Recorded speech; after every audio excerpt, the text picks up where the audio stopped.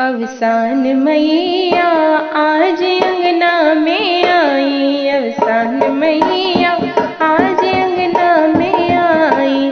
बेदी पे कलशा, कलशा पे दिए ना, बेदी पे कलशा, कलशा पे दिए ना। अवसान मैया देखी देखी मुस्काई, अवसान मैया देखी देखी मुस्काई। अवसान मैया आज अंगना में आई, अवसान मैया आज अंगना में आई।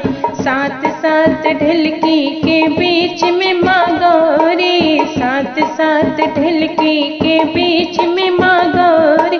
अवसान मैया विधि पूजन बताई, अवसान मैया विधि पूजन बताई। अवसान मैया आज अंगना में आई, अवसान मैया आज अंगना में आई।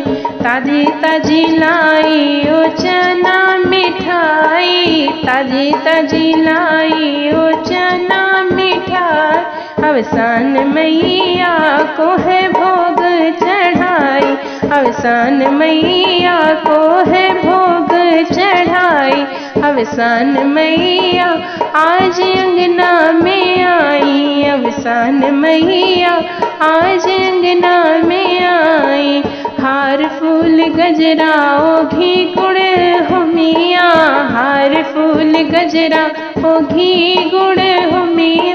अवसान मैया सुहागिन में समाई, अवसान मैया सुहागिन में समाई। अवसान मैया आज अंगना में आई, अवसान मैया आज अंगना में आई। कथारती ओ भाव भजनिया, कथारती और भाव भजनिया।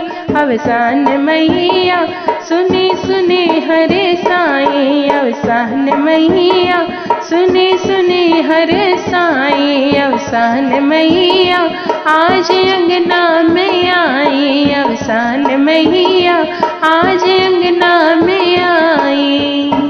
धन्यवाद।